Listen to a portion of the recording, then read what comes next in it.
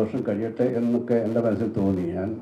എൻ്റെ മനസ്സിൽ ഇതൊരു 5-6 വർഷം മുമ്പാണ്, 5-6 മാസം മുമ്പാണ് ഷാഫി നമ്മളെ വിട്ടുപോയെന്നാണ്.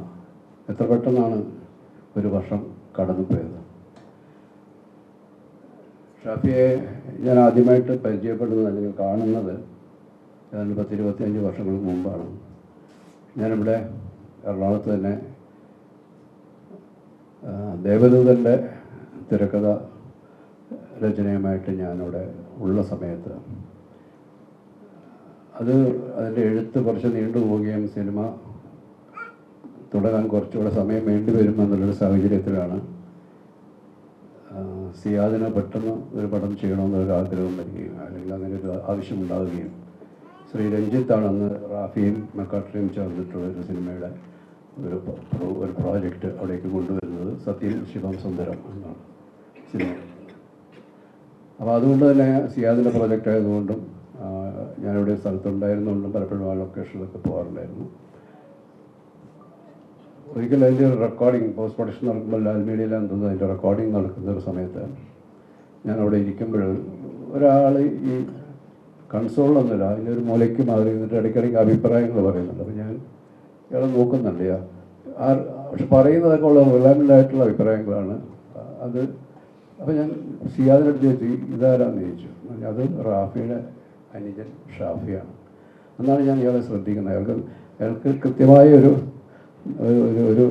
ജഡ്ജ്മെൻ്റ് ഉണ്ട് അവിടെ നടക്കുന്ന റെക്കോർഡിങ്ങിൻ്റെ കാര്യങ്ങളിൽ. അത് കൃത്യമായിട്ടുള്ള അഭിപ്രായം പറയും, അത് സ്വീകരിക്കപ്പെടുകയും ആ രീതിയിൽ ഇവരെല്ലാം അതിനെ അക്സെപ്റ്റ് ചെയ്യുന്നതുകൊണ്ട് അതുകൊണ്ടാണ് ഞാനവിടെ ശ്രദ്ധിച്ചത്.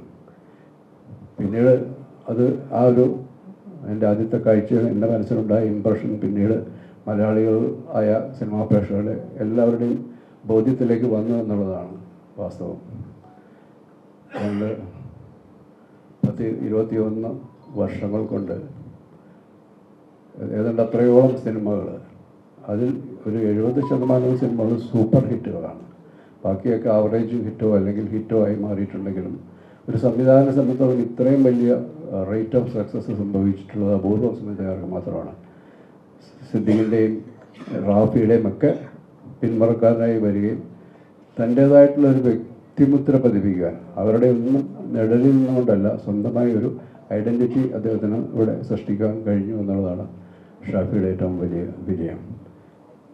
ഷാഫിയുടെ സിനിമകളൊക്കെ ഒരു തരത്തിൽ പറഞ്ഞാൽ ഒരു കൾട്ട് മോഡിലുള്ള സിനിമകളെ പിന്നീട് മാറി. ഇപ്പോൾ ചട്ടമ്പിനാടിലെയും കല്യാണരാമനിലെയും ഷാഫിയുടെ ഓരോ സിനിമകളിലെയും ഡയലോഗുകൾ രംഗങ്ങളൊക്കെയും പിന്നീട് ആവർത്തിച്ച് സോഷ്യൽ മീഡിയയിൽ കാണുകയും അല്ലെങ്കിൽ ട്രോളിനായി ഉപയോഗിക്കുകയൊക്കെ ചെയ്യുന്നത് നമ്മൾ കണ്ടിട്ടുണ്ട്. അത്രമാത്രം ജനഹൃദയങ്ങളിലേക്ക് ചേർന്ന് നിന്ന കഥയും കഥാപാത്രങ്ങളും സംഭാഷണങ്ങളും ഒക്കെ തന്നെയായിരുന്നു അത്.